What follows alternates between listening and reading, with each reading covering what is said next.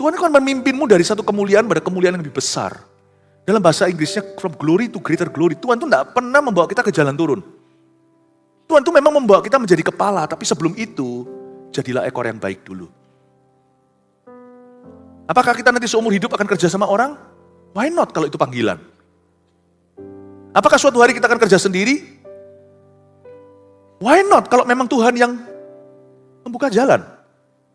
Apapun itu juga, jangan lihat berkat orang lain lalu ingini. Kenali panggilanmu hari ini, dan bersukacitalah karena Tuhan, maka Tuhan akan memberikan apa yang diinginkan oleh hatimu.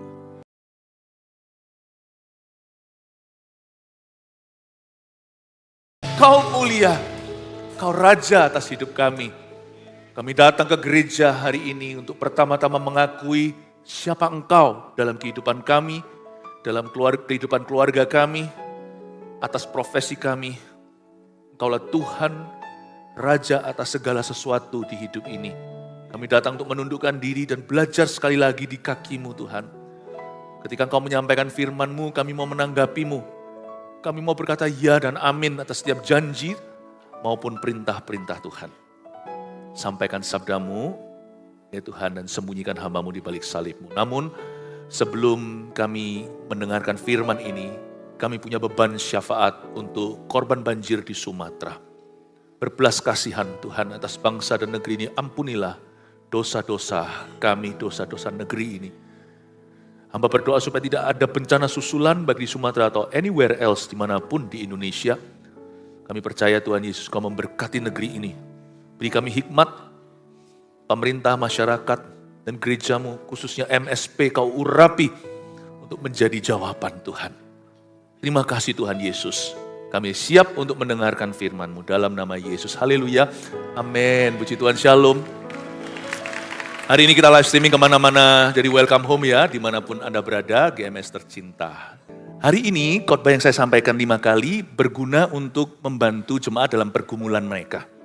Kira-kira mana yang menjelaskan tentang situasi Anda? Mari kita operasi hati, biarkan Roh Kudus yang berbicara. Saya tidak akan memberikan poin-poin sederhana, Anda yang harus rangkum sendiri, summary atau nanti ringkasannya. Tapi saya percaya ada solusi-solusi praktis yang akan ditawarkan oleh Roh Kudus, yang akan membebaskanmu dan menjadikanmu beda. Mari kita pelajari tentang burnout ini, atau rasa jenuh. Burnout itu apa ya? Burnout itu jenuh campur letih lesu. Kita sudah nggak bisa membedakan apakah aku ini letih secara jasmani, fisikku capek sekali, atau letih emosi. Atau bisa jadi letih rohani, atau ketiga-tiganya. Itu jadi lingkaran setan tuh perasaan, yang pasti kita sudah kehilangan gairah. Apa yang dulu merupakan gairahku, rasanya wow berapi-api, biarlah rohmu menyala-nyala, sekarang ya segitulah, ya sudahlah. Di mana kita kehilangan semangat kita? Pasti ada satu titik di mana hidup jadi terbalik. Burnout itu adalah suatu suasana hati yang gak enak.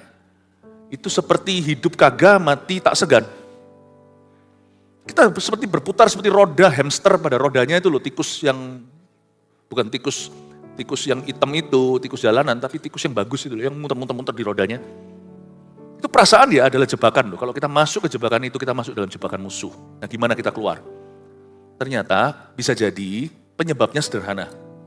Jalan keluarnya sederhana pula. Kita baca dari cerita hidup seorang yang luar biasa urapannya, dia pun tidak lolos jebakan ini, namanya Elia.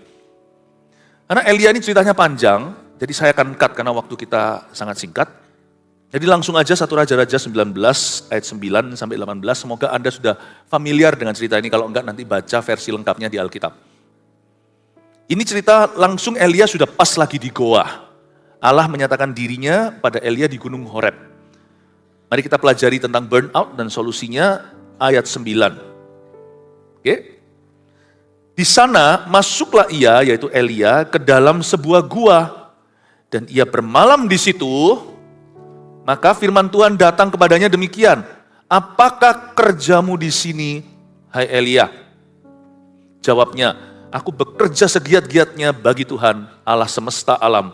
Karena orang Israel meninggalkan perjanjianmu, meruntuhkan mezbah-mezbahmu, dan membunuh nabi-nabimu dengan pedang. Hanya aku seorang dirilah yang masih hidup, dan mereka ingin cabut nyawaku. Lalu firman-Nya, keluarlah dan berdirilah di atas gunung itu di hadapan Tuhan.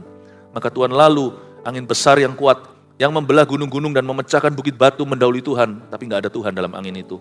Dan sesudah angin itu datanglah gempa, tapi tidak ada Tuhan dalam gempa itu. Dan sesudah gempa itu datanglah api, tapi tidak ada Tuhan dalam api itu. Dan sesudah api itu datanglah bunyi angin sepoi-sepoi basah. Segera sesudah Elia mendengarnya, ia menyelubungi mukanya dengan jubahnya, lalu pergi keluar dan berdiri di pintu gua itu. Maka datanglah suara kepadanya yang berbunyi, apakah kerjamu di sini, hai Elia? Jawabnya, aku bekerja segiat-giatnya bagi Tuhan Allah semesta alam, karena orang Israel meninggalkan perjanjianmu, meruntuhkan mezbah-mezbahmu, dan membunuh nabi-nabimu dengan pedang. Hanya aku seorang dirilah yang masih hidup, dan mereka ingin mencabut nyawaku. Firman Tuhan kepadanya, pergilah, kembalilah ke jalanmu melalui padang gurun ke Damsyik, dan setelah engkau sampai, engkau harus mengurapi Hazael menjadi raja atas Aram. Juga Yehu cucu Nimsi haruslah kau urapi menjadi raja atas Israel. Dan Elisa bin Safat dari Abel Meholah harus kau urapi menjadi nabi menggantikan engkau. Maka siapa yang terluput dari pedang Hazael akan dibunuh oleh Yehu. Dan siapa yang terluput dari pedang Yehu akan dibunuh oleh Elisa. Tapi aku akan meninggalkan 7.000 orang Israel di Israel, yakni semua orang yang tak sujud, menyembah Baal, dan mulutnya tidak mencium dia. Mari kita bahas tentang Elia. Kalau dia bisa kena virus burnout, kita juga. Elia bukan Superman, kalau dia buka celah, dia pun bisa jatuh. Tapi kita tidak harus mengalami itu, sekalipun kita mungkin tidak diurapi seperti Elia. Iman yang sederhana akan menopang kita di masa susah. Kalau kita perhatikan hukum-hukum rohani di dalam tubuh, jiwa, dan roh kita. Di sana, ayat 9, masuklah Elia ke dalam sebuah gua. Ini bukan kehendak Allah, ini bukan kehendak Allah yang sempurna bagi hidupnya. Ini juga bukan plan A-nya Tuhan, tapi Tuhan izinkan. Tuhan izinkan dia masuk ke gua dan bermalam di situ. You see, rest if you must, but don't quit. Kita pernah melihat kalimat itu pada pajangan di toko buku Kristen, tulisannya, beristirahatlah jikalau perlu, tapi jangan kau menyerah. Betul itu. Sebenarnya Elia tidak perlu breakdown, tidak perlu turun mesin di titik ini. Tetapi ada sesuatu nanti saya akan bukakan lewat ayat-ayat ini. Kesalahan-kesalahan kecil yang Elia buat. Yang kita juga kerap kali buat. Yang kita kira burnout itu karena pelayanan atau karena pekerjaan, you're very wrong. Salah. Pekerjaan pelayanan tidak membuatmu burnout. Kesibukan juga tidak membuat kita itu jenuh. Tapi out of focus. Waktu kita lakukan semua itu, fokus kita mulai bergeser. Mesbah kita mulai runtuh. Hubungan kita dengan Tuhan mulai goyang.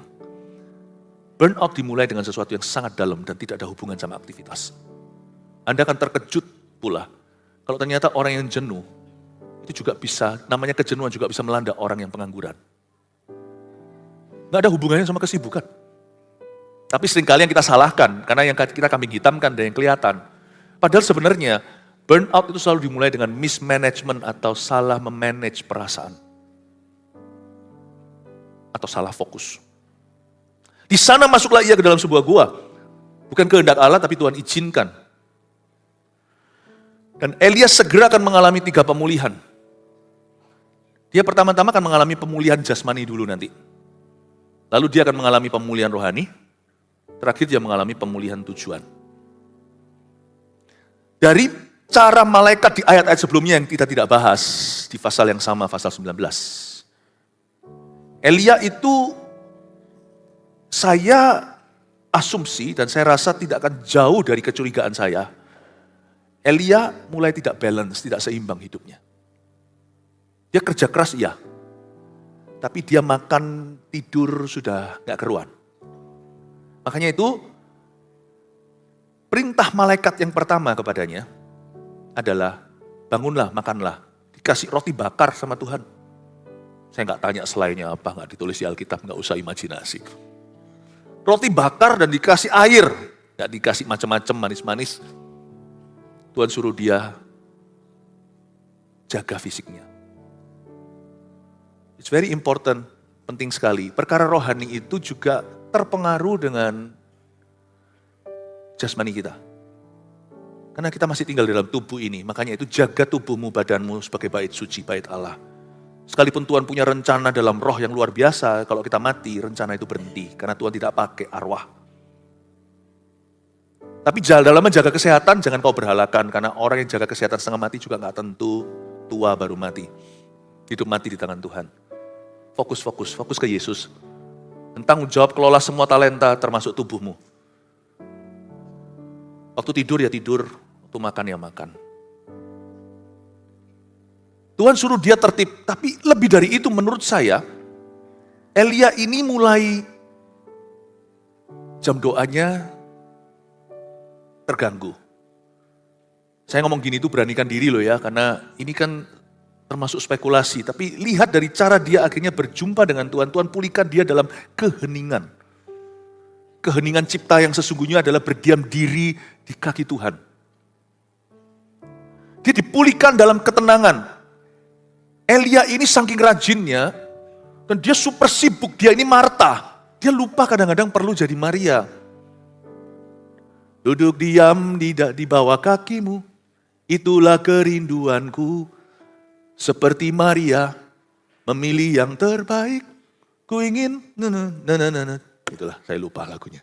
Aku lama sekali entah di mana saya dengar itu dulu. Duduk diam di bawah kaki Tuhan. Elia masih peka, please jangan salah paham. Dia masih nabi yang luar biasa. Tapi dia lebih sering mendengar firman Tuhan untuk orang lain dan untuk bangsa negerinya daripada untuk dirinya sendiri. Fokus hidupnya sudah memberi, tapi tidak seimbang dengan menerima untuk dirinya. Output, mulai jarang inputan untuk hidupnya. Dia selalu mencari firman Tuhan berikutnya untuk jemaat. Tapi dia sendiri gagal jadi jemaat Tuhan. Paham maksudnya Bapak Ibu Saudara? Jadi bukan pekerjaan itu sendiri yang salah. Dia goyang itu di titik di level sumbernya.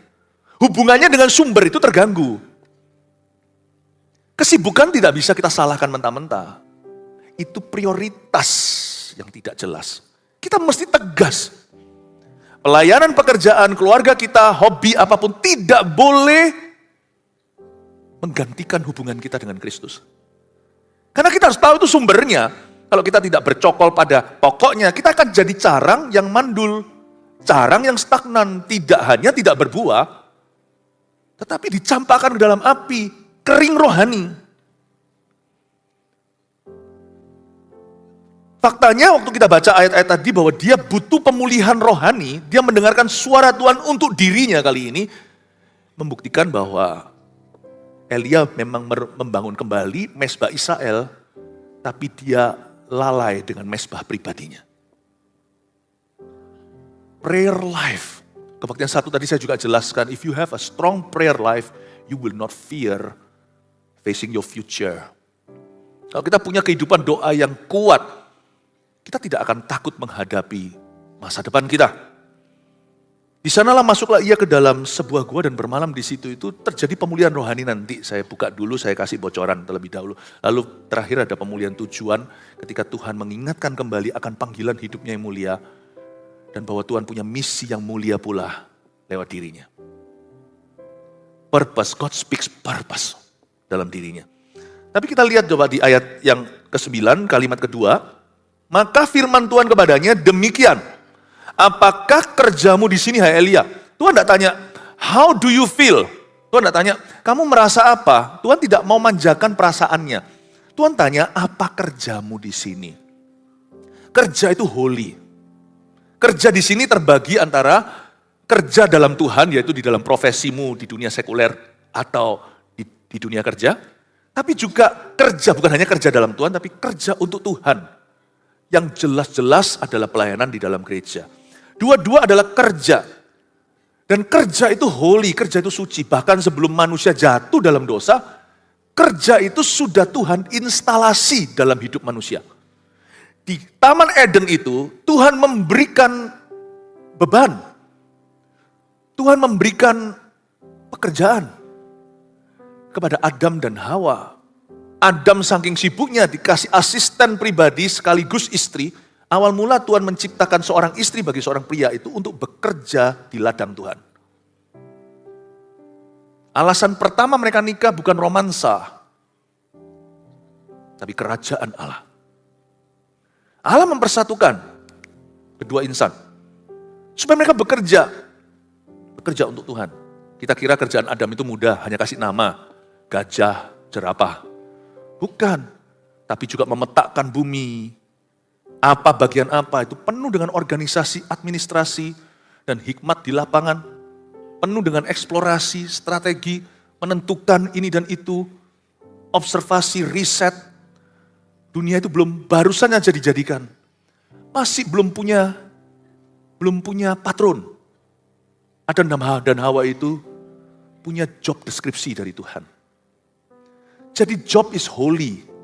Pekerjaan itu rohani. Jadi hari ini jangan pernah berkata, capek aku kerja. Bukan, pekerjaan kita itu adalah panggilan kita. Dan Tuhan tidak pernah meletakkan satu beban itu kalau cook itu tidak ringan dan enak. Meskipun Adam dan Hawa jatuh dalam dosa, tanah menjadi tanah besi, langit menjadi langit tembaga. Apapun yang ditaburkan dengan keringatmu tidak akan bertumbuh dengan mudah. Tapi kita kalau percaya Tuhan Yesus sudah mati mengangkat kutuk kita, termasuk kutukan pekerjaan dong. Kita sekarang berhak berkata, apapun yang kutaburkan, pasti akan bertumbuh dalam kasih karunia.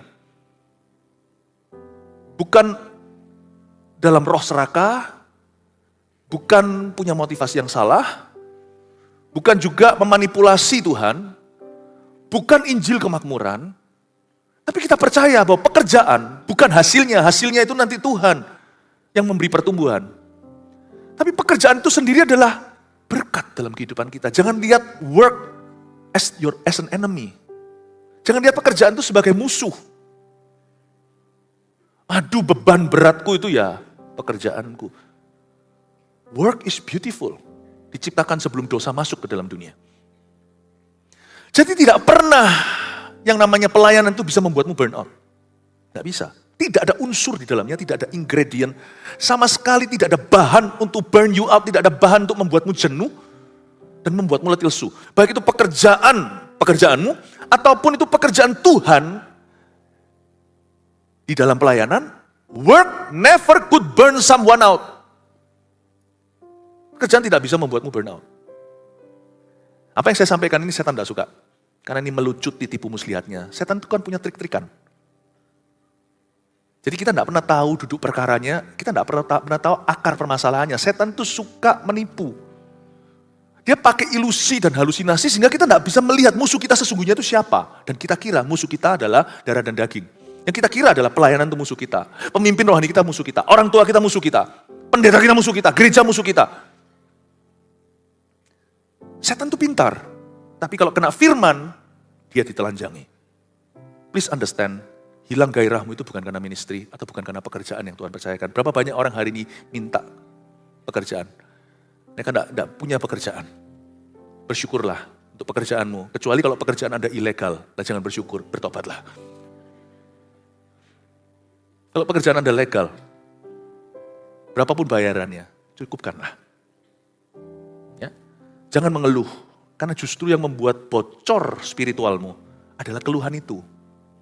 Iri hati, enak ya orang kerja sendiri ya, aku gini kerja sama orang makan gaji, di situ kan keuntungan. Zaman ini yang paling pusing itu pengusaha. Zaman ini. Tidak semudah itu, semua orang ya mau. Tapi tidak semua orang juga berhasil di dunia ini. Saya ngomong gini bukan pesimis, tapi mengajarkan pada Anda, dan mengajarkan pada kita untuk syukuri dulu apa yang ada di tangan kita, 5 roti 2 ikan itu. Dan sungguh-sungguhlah kelola talenta, jadilah orang yang bisa dipercaya Tuhan dan dipercaya oleh orang lain. Niscaya apapun juga langkah selanjutnya, rencana Tuhan berikutnya dalam hidupmu, itu akan bertumbuh bukan dari konflik, itu akan bertumbuh karena promosi. Tuhan akan memimpinmu dari satu kemuliaan pada kemuliaan yang lebih besar. Dalam bahasa Inggrisnya, from glory to greater glory. Tuhan itu tidak pernah membawa kita ke jalan turun. Tuhan itu memang membawa kita menjadi kepala, tapi sebelum itu, jadilah ekor yang baik dulu. Apakah kita nanti seumur hidup akan kerja sama orang? Why not kalau itu panggilan? Apakah suatu hari kita akan kerja sendiri? Why not kalau memang Tuhan yang membuka jalan? Apapun itu juga, jangan lihat berkat orang lain lalu ingini. Kenali panggilanmu hari ini, dan bersukacitalah karena Tuhan, maka Tuhan akan memberikan apa yang diinginkan oleh hatimu. seringkali adalah mata yang tidak disiplin yang membuat hati bocor spiritnya.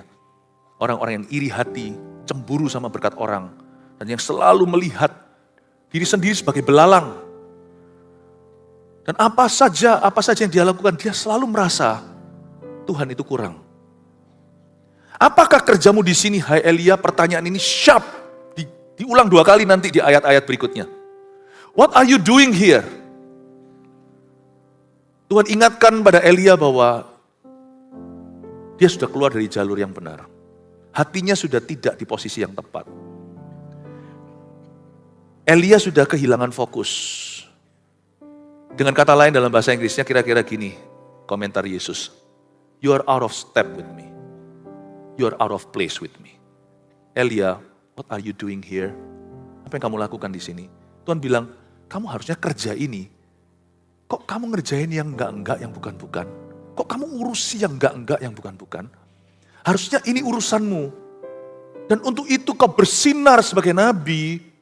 Dan di sini berkatmu gagak pun tahu siapa yang harus mereka layani. Pernahkah aku itu kekurangan memberikan yang kau butuhkan? Dari zaman di Sungai Kerit, aku adalah dia yang memelihara. What are you doing here? What are you doing New Year's Eve? Itu kan lagu.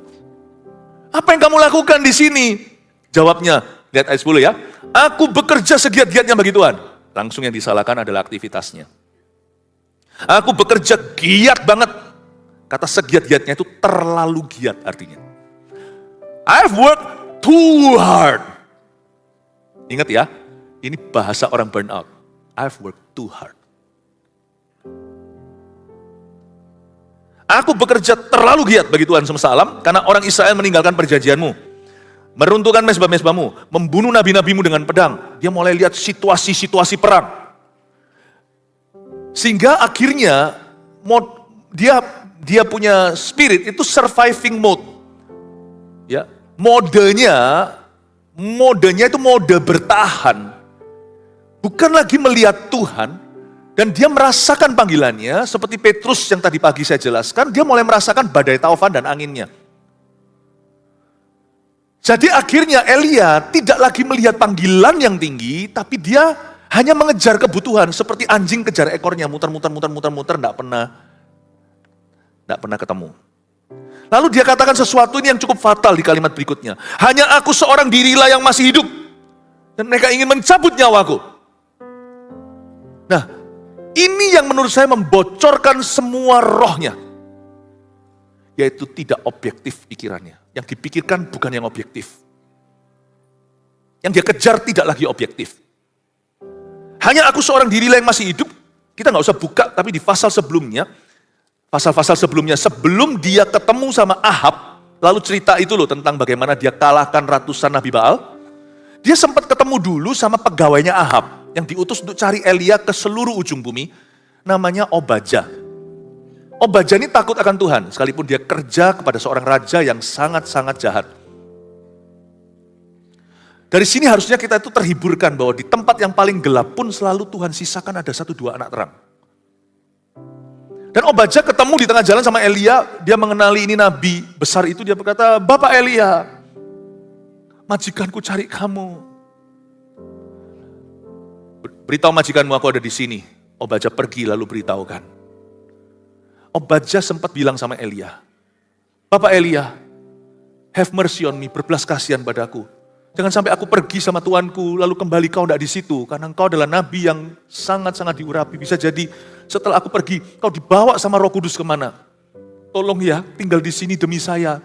Tidak tahukah dirimu Bapak? Belumkah kau dengar apa yang hambamu ini lakukan ketika Isabel, istri baginda, membunuh nabi-nabi dan menganiaya umat Tuhan? Aku menyimpan dan melindungi 100 nabi. Kutaruh dalam gua 50-50. Aku beri mereka makan, beri mereka roti, beri mereka minum. Aku pelihara mereka. Please Bapak Nabi Elia, minimal kalau kau tidak mau bertemu dengan Ahab, pandanglah hamba. Itu Elia baru diberitahu pasal sebelumnya. bahwa ada at least paling tidak 100 nabi di samping dirinya. Jadi kalimat ini sudah halusinasi. Hanya aku seorang diri yang masih hidup, orang yang burnout akan merasa dia paling capek di seluruh dunia, dia paling malang, dia paling kasihan. Orang lain paling gak adil sama dia paling diabaikan kebutuhannya. Aku paling berjasa, nih aku dapat apa? Orang burnout itu orang lelah mentalnya.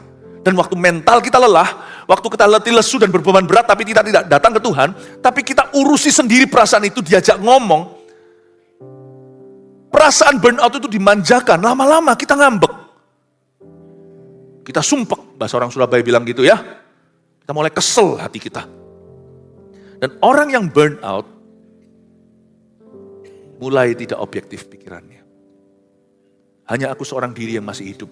Dan itu pun mereka ingin mencabut nyawaku. Hello Elia. Baru 1-2 pasal sebelumnya. Diberitahukan langsung kepadamu, ada 100 nabi disembunyikan Obadja, plus Obadja masih ada 101 yang kau tahu, yang setia setengah mati-mati, itu adalah die hard-nya Tuhan. Orang-orang yang tidak akan mencium kaki Baal. You're not the only one. You're not the only one tired. Kamu bukan satu-satunya yang capek. Kamu bukan satu-satunya yang dianiaya. Kamu bukan satu-satunya yang bayar harga. Tapi kalau kita burn out, kita tidak bisa lihat lagi kebenaran. Kita izinkan perasaan kita memerintah. Kalau feeling kita yang jadi pemimpin hidup kita sedang dalam bahaya. Karena kita sangat tidak objektif. Apalagi kalau kita izinkan yang namanya self-pity. Mengasihani diri sendiri itu mulai grogotin kita dari dalam. Habislah kita tidak perlu setan untuk mengalahkan kita. When self-pity enters your heart, waktu rasa mengasihani diri sendiri mulai menguasai jiwamu, disitulah segala macam tipu daya iblis, semua dusta mulai masuk di dalam jiwamu. Dan bukannya kita keluar dari burnout itu, biasanya orang burnout berujung menyerah dan meninggalkan Tuhan. Mungkin dia tidak meninggalkan Tuhan karena dia tahu kebenaran. Tapi yang pasti dia akan meninggalkan tujuan Tuhan dalam hidupnya. Tujuan tertinggi. Dia akan mulai kehilangan purpose, kehilangan tujuan Tuhan. Bukan setelah dia kehilangan gairah. Dan setelah dia kehilangan gairah dan tujuan itu, disitulah iblis masuk mencuri semua berkatnya. Membunuh dan membinasakan hidupnya. Elia berkata, hanya aku seorang diri yang masih hidup. You are wrong. Tahukah bahwa tidak semua yang kita rasakan itu benar? Meskipun waktu kita merasakannya, kita rasa ini seperti kebenaran. Dari segala sesuatu yang perlu kita uji. Apalagi di masa-masa kita letih. Yang paling perlu kita uji adalah perasaan kita sendiri. Test your feeling. Don't just believe your feeling. Jangan percaya perasaan. Kita hidup bukan oleh perasaan, tapi oleh iman pada kebenaran. Itulah sebabnya ketika kita burn out, harusnya kita semakin datang ke hadirat Tuhan dan semakin mencari firman Tuhan. Orang kalau burn out itu ya nggak usah kita itu baca ayat banyak-banyak dulu, tapi kita bisa mulai dengan ayat-ayat terlebih dahulu. Kita pegang itu, memorize it. Waktu saya merasa letih secara rohani, kalau saya hampir-hampir di titik itu, atau secara fisik, saya tidak tahu apakah keluarga saya memperhatikan itu enggak ya. Saya akan lama-lama di bilik doa saya. Saya ambil waktu berjam-jam untuk merenungkan firman Tuhan. Dan untuk jam start, untuk mulai itu tidak bisa dengan ayat-ayat berat. Saya pakai ayat-ayat yang betul-betul menghibur hatiku. Ayat-ayat yang mengingatkan aku tujuan hidupku. Ayat-ayat yang membuat saya memandang Tuhan lebih sungguh. Ayat-ayat yang bisa mengentas semua kecemasan. Saya mulai dengan ayat-ayat itu. Saya selalu mulai dengan ayat-ayat intro dulu. Untuk bisa membypass pikiran saya yang penuh.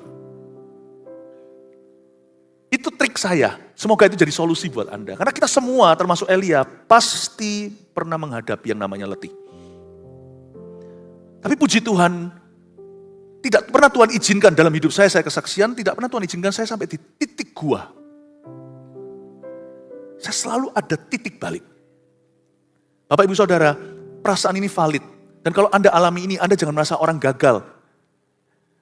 Bayangin orang sekali berelia aja alami. Ini perasaan yang nyata. Kalau Anda ngalami seperti ini, ada baiknya introspeksi lalu Kalau perlu, buka diri untuk dilayani. Seperti Paulus berkata, doakan aku, pray for me. Tuhan tidak suruh kita menghadapi hidup ini sendirian. Tuhan sudah sediakan pada kita satu set teman orang-orang yang sungguh-sungguh dari Tuhan. Tidak semua orang di hidupmu itu dari Tuhan. Ada orang-orang yang figuran, ada orang-orang yang ada di dalam hidupmu itu karena setan. Nah itu kita harus hindari, kecuali mereka bertobat. Pergaulan buruk contohnya. Tapi ada orang-orang tertentu yang memang dari Tuhan di hidupmu. Terbukalah untuk orang-orang itu mengulurkan tangannya. Jangan kau hadapi sendirian. Mari kita sekarang lihat ayat 11. Lalu firman Tuhan kepadanya, keluarlah dan berdirilah di atas gunung itu di hadapan Tuhan. Ini gunung Horeb, katakan gunung Horeb. Ini juga gunung yang sama, interestingly, secara menarik sekali ini sebuah fakta, sejarah dan geografi. Gunung ini adalah gunung yang sama, Musa naik ke sana untuk cari wajah Tuhan 40 hari 40 malam dan terima 2 loh batu. The same presence, you see, hadirat yang sama. Orang lain menerima pewahyuan, in the same presence, di hadirat Tuhan yang sama itu loh, hadirat tua, hadirat tua. Jangan cari hadirat baru. Hadirat yang tua, ya hadirat Allah dari sejak purbakala, the same presence. Hadirat yang sama itulah yang akan memulihkanmu. Di situ orang terima 2 loh batu, di hadirat yang sama, Tuhan akan memulihkanmu. Memulihkan Anda. Kembali, itu juga gunung yang sama, Yesus nanti transfigurasi. Di sana ada 6 individu di atas gunung itu hari itu. Yesus, Musa, dan Elia. Jadi mereka ketemu di lokasi yang sama nih, tempat Elia. Saya bayangkan waktu Elia datang kembali di zaman Yesus berubah rupa itu, ada 3 lagi individu yang lainnya dalam murid Yesus, Petrus, Yohanes, Yakobus. Di gunung yang sama itu Elia pasti nostalgia. Itu pasti memory lane buat dia. Di sini dulu aku ketemu Tuhan waktu aku dipulihkan dari burnoutku yang luar biasa. You see, di titik itu, kau dipulihkan, nanti kau akan memulihkan banyak orang. Burnout itu adalah tempat berkat. Hanya orang yang pernah mengalami titik itu yang bisa tolong orang lain.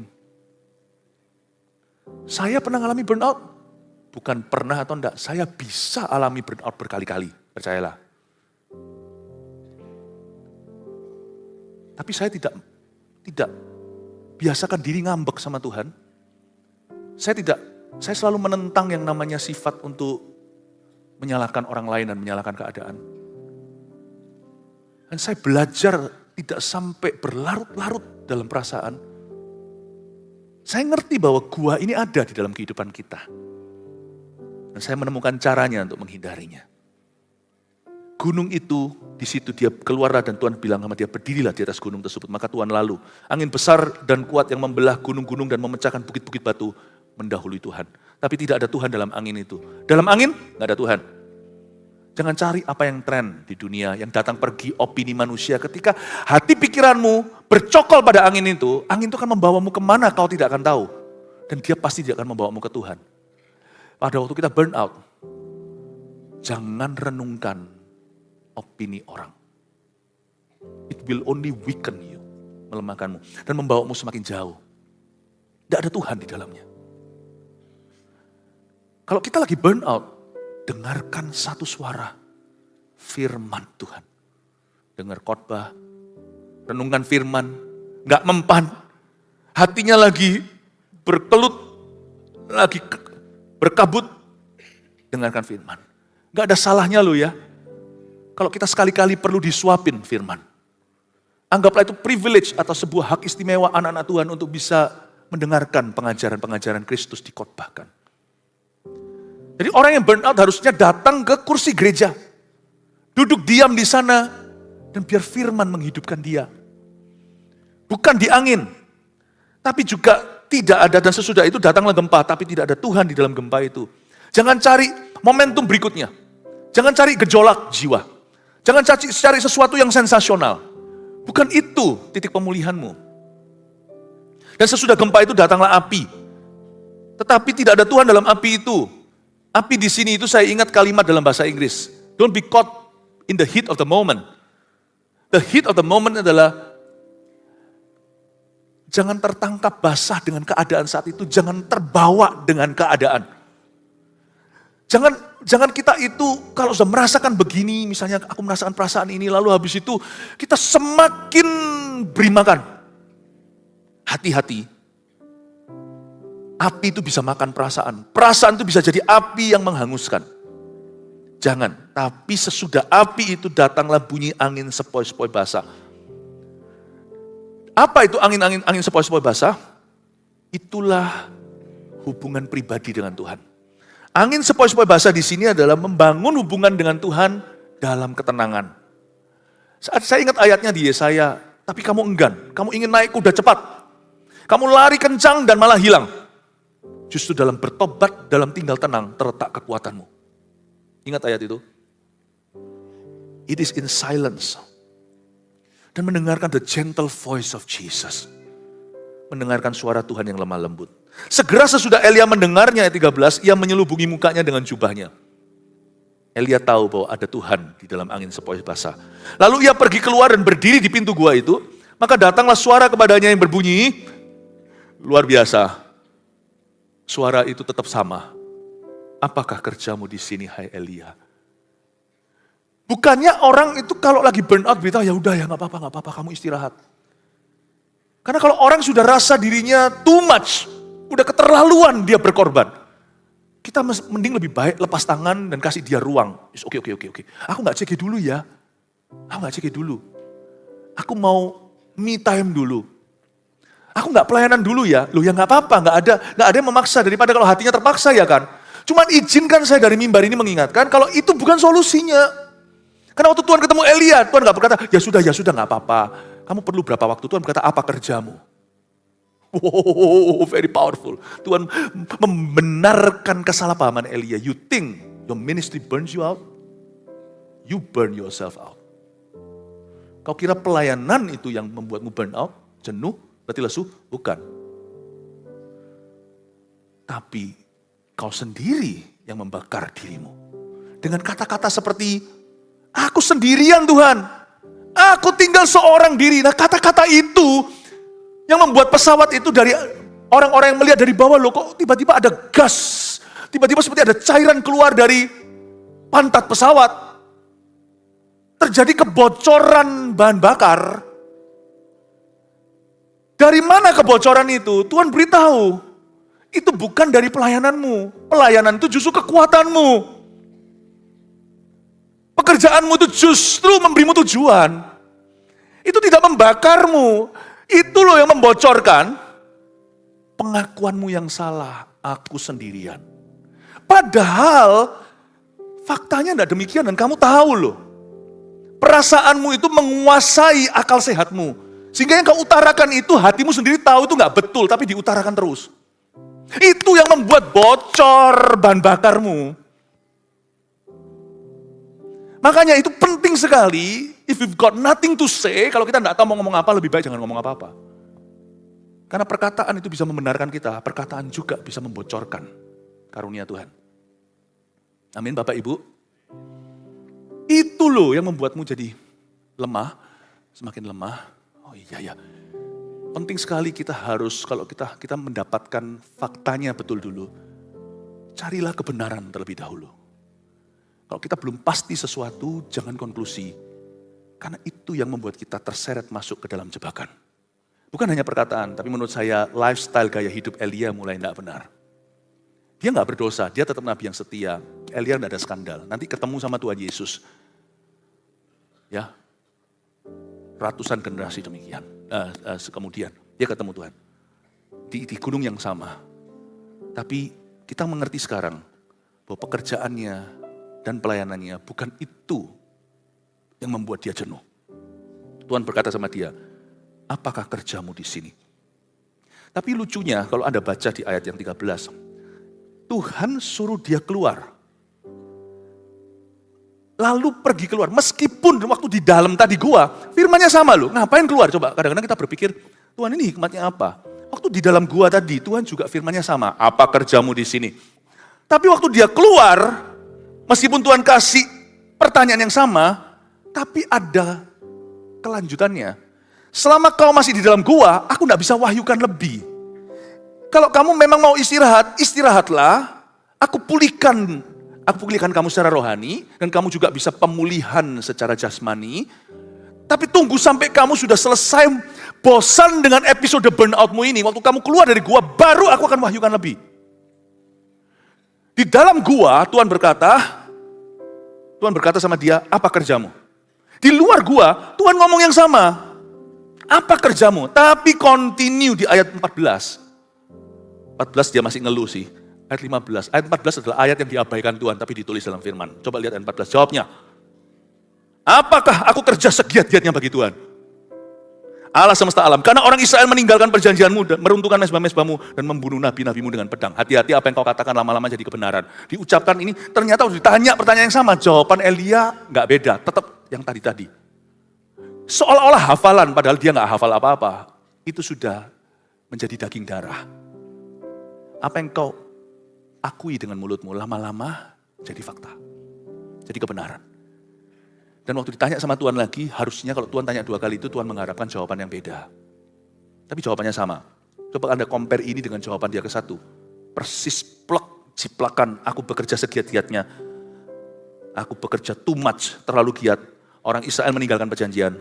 Runtuhkan mezbah, bunuh nabimu, lalu masih dikontinue lagi. Hanya aku seorang diri yang masih hidup dan mereka ingin mencabut nyawaku. Persis. Ayat 14 ini untungnya Tuhan tidak tegur dia. Tuhan itu lemah lembut, Tuhan itu tidak keras. Apalagi Tuhan tahu hambanya capek. Meskipun salahnya sendiri, Tuhan berbelas kasih. Tuhan tidak ngomong, ngomong apa sih lu? Tuhan tidak begitu. Ayat 15 coba lihat ya. Tuhan bypass. Tahukah Anda tidak ada firman untuk tantrummu? Pernah rasa enggak? Kita dalam gereja kok Tuhan ngomong itu terus-terus. Kita mau lari. Jangan larilah. Lari juga percuma, akan buang waktu. Kalau lari nanti, kemanakah aku dapat pergi menjauhi rohmu, malah kejar-kejaran sama Tuhan. Ya, kalau Tom and Jerry tidak mempan, Tuhan kirim paus. Tanya sama Yunus. Paus itu bukan ikan sungguhan nanti dalam hidup kita. Itu pasti ada suatu hal yang Tuhan izinkan untuk menarik kita kembali. Ngapain sih buang-buang waktu Tuhan? Pernahkah Anda merasa di gereja, firman sama-sama Anda tidak bisa ngalami firman yang move on? Karena memang ketika kita tantrum itu apa? Ketika anak kecil itu, tantrum itu kan tiba-tiba anak batita Anda tiba-tiba nangis tanpa alasan. Wah, membuat keonaran sampai nggak enak, sungkan sama orang lain, apalagi kok di tempat umum misalnya ke mall segala tiba-tiba digendong nggak mau, yang ngulet-ngulet di lantai, lalu habis itu membuat semua orang lihat, apakah itu penculikan? Tapi kok mirip ya sama papanya? Lihat orang tua yang baik, ketika anaknya tantrum, nggak akan dimarahin, nggak akan diapa-apa, nggak akan dikasih nasihat, nggak akan apa, dia tungguin. Ada satu skenario di mana Tuhan menunggumu. Kalau kita tantrum, itu bisa jadi sekali tantrum bulan atau tahun, tidak ada firman baru. Ayat 14 itu adalah perasaanmu yang lama, dan Tuhan hanya diam melihatmu. Tidak ada, Tuhan tidak akan memberimu firman untuk tantrummu, sebab tantrum tidak ada firmannya. Tuhan akan diam. Are you done? Nak sudah selesai, sampai dia bilang susu, nah baru dikasih susu. Dari ngulet-ngulet segalanya, marah-marah, berontak-berontak kayak kesetanan gitu, sampai kita telepon pendeta kita, Pastor Yu, apakah anakku ini ada roh jahatnya? Pastor Yu berkata, aku tidak tahu. Ya, Pastor Yu berkata, tidak, itu dia hanya ada episode anak, memang kayak gitu kalau anak masih kecil. Bete kata orang. Sampai anaknya nangis, cindong, baru digendong sama papanya. Ada firman baru, papa sayang sama kamu. Susu, mama ambilin susu. Masuk, diangkat lalu tidur siang. Yang rugi Anda loh. Buang waktu berharga. Kita yang rugi, tidak ada firman dalam hidup kita. Firman kita tiba-tiba absen firman. Ayat 14 itu tidak ada jawaban Tuhan. Jawaban Tuhan ketika dia sudah, kamu selesai bicara, kata Tuhan sama Elia, lalu Tuhan berkata gini, firman Tuhan kepadanya. Nah ini yang membuat beda. Pergilah, kembalilah ke jalan ini melalui padang gurun ke Damsyik. Dan setelah engkau sampai, engkau harus mengurapi Hazael menjadi raja atas Aram dan sebagainya. Ketika Elia berada di dalam gua, firman hanya, what are you doing here? Apa yang kau kerjakan? Ketika dia keluar dari gua, Tuhan berkata, apa yang kau kerjakan? Tantrum. Lalu setelah itu Tuhan Tuhan abaikan episode itu, ya. Tuhan langsung bilang, oke sekarang kamu urapi si A, kamu urapi si B, kamu urapi si C. Waktu Anda di dalam gua, Anda tidak akan lihat tujuan. Waktu Anda masih bisa menikmati burnout-mu dan merasa itu adalah kebenaran. Tuhan tidak akan berfirman. Anda tidak akan melihat tujuan. Dan jangan suruh Tuhan kasih firman untuk mengeluarkanmu dari tantrummu. Firman terbagus untuk keluar dari burnout-mu hanya satu. Ya kembalilah dari jalan kamu tadi masuk ke sini. Itu bukan firman. Keluarkan aku dari sini Tuhan. Kamu tadi masuk lewat mana? Pintu itu. Ya udah keluar dari situ baru aku ngomong sama kamu. Lucu Tuhan itu. Cengli, coba katakan kanan kiri Tuhan itu cengli. Apa itu cengli? Ya segitulah. Tuhan itu masuk akal. Sudah selesai nak? Keluarkan aku Tuhan dari sini. Malah dia ngambek lagi. Untung Tuhan tidak iyakan. Untung tidak semua doa kita diiyakan karena dia minta mati. Aku mau mati. Dalam hati ya Tuhan itu. Kamu itu kok bisa, kok all or nothing ya? Ini atau enggak sama sekali. Tuhan diem aja. Tuhan di tengah. Elia tabrakkan badannya ke ke pintu. Ke dinding kanan, dinding kiri. Tuhan tetap di tengah. Sudah? Sudah? Malaikat jaga aja jangan sampai dia melukai diri sendiri, kasih makan. Jangan sampai dia mati, starvation, atau kelaparan, kurang gizi. Dijagain aja, sudah. Oke, gini ya. Kamu tadi jalan ke sini, masih ingat? Masih Tuhan. Ya sudah, balik dari situ. Dari jalan yang sama. Keluar sana nanti aku beritahu kamu harus urapi siapa. Kerja lagi yuk untuk aku. Aku anggap ini semuanya tidak ada. Bahkan tidak aku potong cuti. Masuk lagi kerja besok. Habis ngamuk-ngamuk, ngancam-ngancam, quit, pindah perusahaan, pindah gereja. Besoknya, minggu depan ya, ngasir. Gitu. Pas orang Surabaya bilang, lo gitu tok? Ya gitu tok. Makanya orang kalau manjakan perasaannya, Tuhan mengasihi dia, tapi Tuhan tidak bisa berbuat banyak. Ujung-ujungnya setelah berapa bulan, gitu tok. Kalau orang Jakarta bilang, gitu doang. Ya gitu doang. Waktumu terbuang. Tuhan tetap cinta padamu, waktumu terbuang. Burnout bukan kebenaran.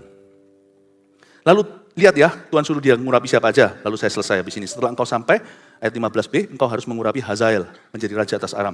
Hazael itu orang raja Aram. Juga Yehu, cucu Nimsi haruslah kau urapi menjadi raja atas Israel. Lalu Yehu adalah raja Israel. Dan Elisa bin Safat dari Abel Meholah harus kau urapi menjadi nabi menggantikan kau. Lalu disuruh cari pengganti, penerusnya yaitu Elisa suruh urapi. Ini maksud Tuhan, Tuhan kasih dia maksudnya. Siapa yang terluput dari pedang Hazael, musuh-musuh Allah akan dibunuh oleh Yehu. Siapa yang terluput dari pedang Yehu akan dibunuh oleh Elisa. Jadi Tuhan beritahu sama dia, aku kasih kamu klien-klienmu, target-target pelayanan dan pekerjaanmu. Aku kasih Hazael, aku kasih Yehu. Dan also, Elia, kamu jangan takutlah. Kamu tidak harus hangus. Aku akan kasih kamu teman. Aku kasih kamu kawan, kasih kamu mitra. Kasih orang-orang bisa lebih mengerti kamu. Aku kasih kamu Elisa. Terus ayat 18, oh by the way, sebelum Tuhan tutup conversation, tutup pembicaraan itu. Tuhan itu luar biasa. Kalau kita kan di depan langsung pembenaran diri dan pembelaan. Tuhan itu terakhir, lalu Tuhan selipkan. Itu pun bukan karena Tuhan. Itu demi Elia, supaya Elia itu jangan punya kebiasaan entertain atau memikirkan sesuatu yang gak betul. Merasa-rasakan sesuatu yang gak objektif, ternyata gak terbukti. Faktanya gak gitu. Terus dia terakhir Tuhan banyak berkata ayat 18, kata tetapi itu bagi saya terdengar gini. By the way, misalnya sudah selesai ya, oke, Elia mau pergi, udah mau pergi meninggal. Baik Tuhan, saya pergi. Waktu mau pergi, mau buka pintu, Tuhan kata, tunggu. Ya Tuhan, by the way, aku akan meninggalkan 7.000 orang Israel, yakni semua orang yang tidak sujud menyembah Baal dan yang mulutnya tidak mencium dia. Sindiran halus Tuhan. Kamu bilang kamu seorang kan? Dia bahkan tidak singgung kata-kata obaja yang dia jelas-jelas dengarkan. Ada 100 orang 50-50 di 2 gua. Tuhan tidak singgung itu, karena kalau Tuhan menyindir seseorang, Tuhan itu lemah lembut. Tuhan sentil dia, bukan untuk mempermalukan. Tapi Tuhan upgrade itu, Tuhan berkata, supaya ditutup, supaya enggak seolah-olah hanya 100 orang itu yang Tuhan permasalahkan. Tuhan berkata, by the way, Elia, ya Tuhan, ada 7.000 kok, bukan 100. 7.000 yang sekarang sudah ada di Israel, enggak pernah cium Baal. You're not that special. It's okay to feel special waktu kita dicintai, waktu kita dipakai Tuhan. Tapi waktu burnout itu adalah musim yang salah untuk merasa diri istimewa. Karena ketika orang burnout, kepahitan, kecewa, dia merasa dirinya paling kasihan. Itu namanya merasa spesial atau istimewa di waktu yang salah. Pada waktu kita terpuruk dalam masalah, kita berada di titik bawah, jangan pernah merasa diri istimewa. Ada ayatnya di Perjanjian Baru berkata bahwa saudaramu seiman di seluruh dunia ngalami yang plek sama dengan kamu. Nothing special with you, nothing special with me. Ya, amin Bapak Ibu Saudara. Jangan burn out, keluar dari sana. Tuhan menunggumu, pastor-pastormu juga akan menunggumu. Mau 7 tahun pun tak tunggu, kalau ada yang burn out di sini. Tapi bahasa Surabayanya lagi, eman 7 tahunmu. Sayang sekali, saya buka satu kartu, dengan ini saya selesai. Di akhir hayat Elia, dia diangkat. Dari 3 tugas ini, dia selesaikan sepertiga, dia kehabisan waktu. Dia hanya sanggup mengurapi Elisa. Elisa yang nanti mengurapi Yehu, dan ya sama saja akhirnya diurapi, dilanjutkan oleh penerusnya. Tetapi harusnya pesan ini kan ke Elia. Dia gak sempat waktu itu. Hanya sehari perjalanan ke padang gurun. Lalu habis itu berapa minggu mungkin siapa yang tahu ada di gunung itu. Hanya berapa minggu doang. 2/3 rencana Bapa atas hidupnya hangus karena burnout. Tidak ada burnout, yang ada burn your mission. Saya tidak mau burnout akhir tahun ini. Saya mau tahun depan berjalan makin lama, makin kuat. Hendak menghadap Allah di Sion, dan saya mau ajak jemaat kuat bersama dengan saya. Amin. Haleluya, mari kita semua bangkit berdiri.